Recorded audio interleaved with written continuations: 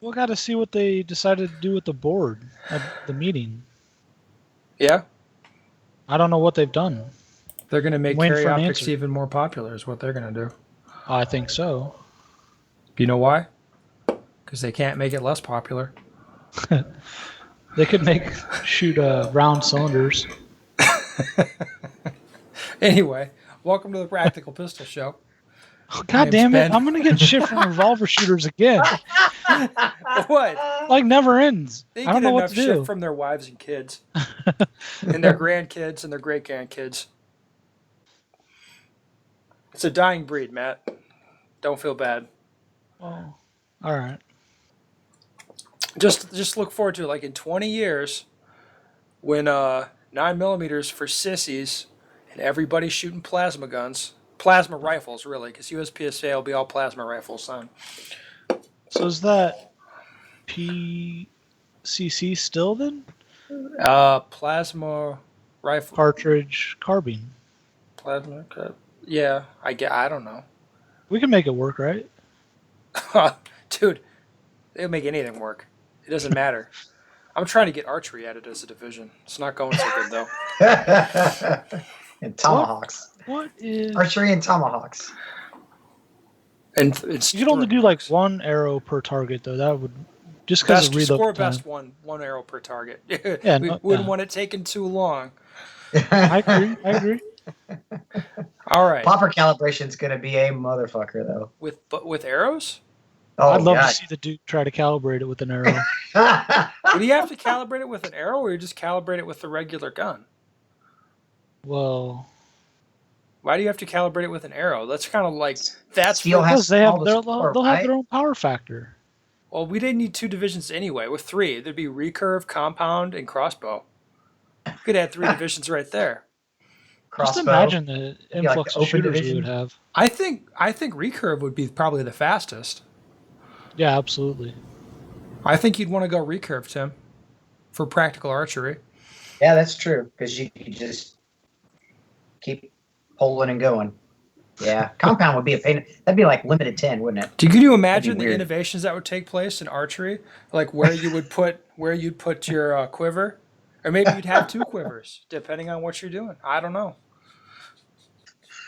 Well, the max. What? I don't know. You laugh now, Tim. This is getting out of control. What if I told you 3 years ago you'd be shooting a long gun in USPSA matches? You'd be laughing at me. I'm like, we should shoot rifles. Fuck it. Anyway, It's not that bad of a division. no, it's not as bad as arrow. It's No, not it's bad. not. There's nothing wrong with it. It's kind of fun to be Honestly, laughing about it is pretty exciting though to see how quickly that division has grown and like how popular it's become. I think that might be a more regional phenomenon. It depends. I think it's pretty popular. It's pretty popular just about everywhere I've seen. not everywhere. I think it's caught on way more than carry optics. That Way Yeah, more. absolutely. Yeah. Way more than Lim 10. It's actually like tangibly more interesting because you're shooting a different kind of gun. right. Anyway, for the show, I just bought a second CZ Shadow, and I'm noticing some issues. During dry fire and live fire, my sights are popping up to the 2 o'clock position. If you guys can envision this, the sights. I think he probably means this front sight, or maybe both. What do you think? It have to be the front sight, right? I would think so. Popping up to the 2 o'clock position when working the double action trigger. If I play around with grip pressure and distort how I put pressure on the trigger, the problem goes away. However, this approach does not seem to be very consistent. How have you built up a consistent and repeatable trigger pull with the double action? I've worked on rolling the trigger and hammer to the rear. I've been paying attention to follow through. It's still a problem. Simply pulling the trigger straight back seems easier said than done. That's an understatement. What are your thoughts? Man, it's easier said than done to pull the trigger straight back. Okay. What do you think? What do you think of this? But I don't know. I mean, he talks about the answer. Like he's got to grip the gun harder. Yes, the answer is contained within the question, isn't it? Yep. So I guess we should expand on it, right? Please. Grip the Yes. gun harder. Grip the gun harder. That Yeah. sounds good. What else? Pull the trigger straight back to the rear. Tough. Especially with double action guns because of the length of the pull. Yes. Length and how hard the pull is as well. Oh, And yeah. and depending on the type of depending on what was done to the trigger, it may not be smooth pressure the whole way through. But if he's got a matte mink gun, It should. should be On pretty that gun, good. it should be smooth pressure. Well, what my first question would be though, because he says first question, I just bought a second CZ Shadow, a Matt Minkaki Shadow. Does he Okay. have this issue with the other gun that he has too? Very good Or point. could it just be, a slight variance or difference just between the two guns? Very, very good point. Is it? I'd have to assume he has the same problem with the other gun. I would like to assume the same. But yeah, I mean, if it's I'll just tell one of you those what. things If too, there's where it's something, if I ever have to pick between there's being something wrong with a person and something wrong with their gear, my default is there's something wrong with the person. I agree. And that holds true for everybody at any level. At the same time, he's talking about popping up to the 2 o'clock position. Well, exactly how much movement are we talking about? Are we talking about like the front sight literally climbing out of the rear notch, high and to the right? Or is he seeing just some wavering of the front sight as the trigger breaks, and the hammer falls, and he's seeing just a bit of waver in the front sight that he's like, oh, that's. I mean, is that what he's concluding as popping, or is literally it leaving the rear notch? Like it's completely misaligned. Again, Could it I'd be have to when assume he's not hitting what he wants to. Could it be like the trigger pull is completed and he hits the over travel stop, and that causes the gun to do it because of how he's gripping it and how the pressure is? It could be, I suppose. Yeah. Well, here's what I would propose for actually having a solution to this. So, right now he's trying to get the double action trigger press perfect, which is a good place to start. It's a lot of work, so he has to dick around with how he holds the gun and how he presses the trigger. And it's like, yes, pressing it straight is hard to do. It really is, truly. It's not an easy thing to do. So he should work at it, and I would kind of take the time limit out of it for a while. Right? So learn to press the trigger straight. No time limit. Maybe shoot groups, double action only. Try that a little bit, do dry fire with it, and work out of the holster, draw the gun, grip it, and shoot double action. Again, no time limit on the trigger press. Just trying to get it perfect. And then working from there, you learn what you can get away with. So with the thing, especially with double action triggers, I mean, this is true of single action as well, but with double action, you don't press it the same way on every target. So if you draw down on a 3-yard target, it really doesn't matter Right. if the sight pops up out of the notch or something, and you'll learn that as you practice it.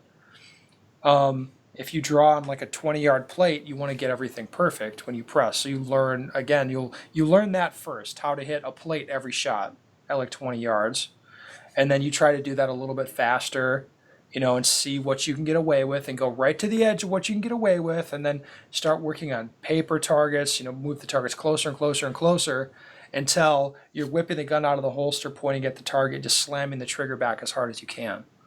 Okay, so again, it's a question of learn what you can get away with. Like this guy's pointing out, it's a shitload of work to get it perfect every time.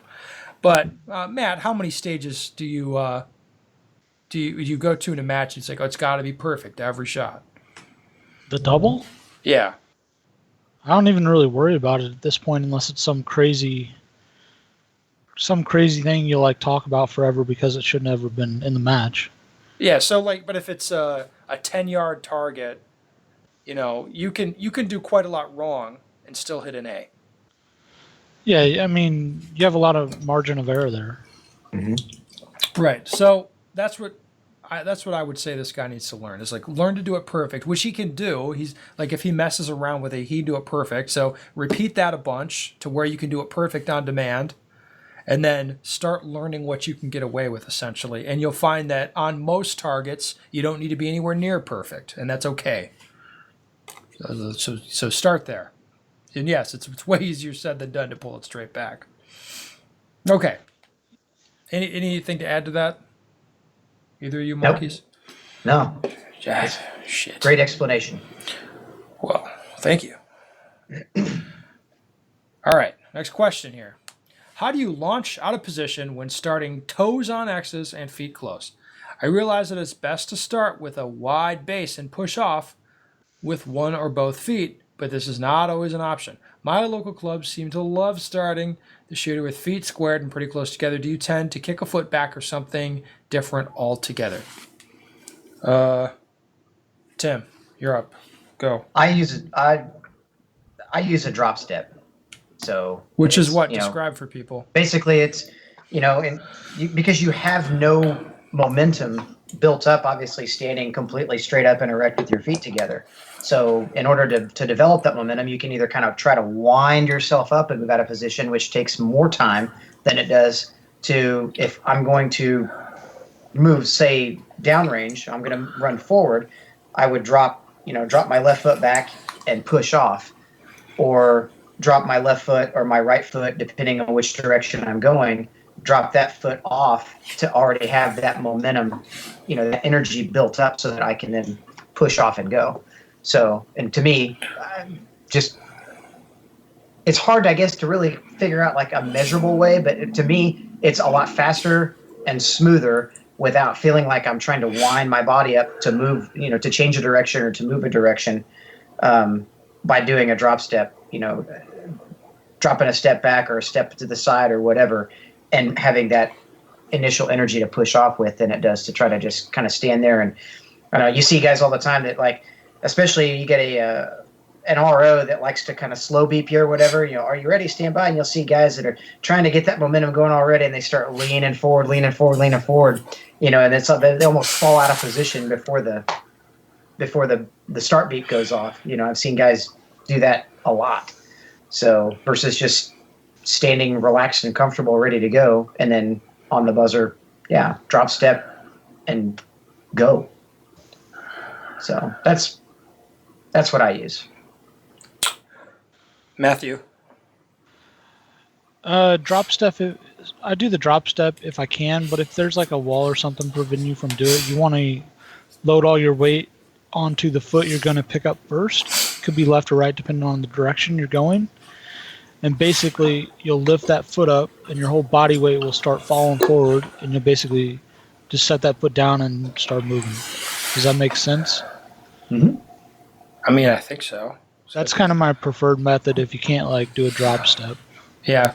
One thing I have to add to this, good points with you guys, but one thing I think should be said, how slow you feel and how slow you are very different things.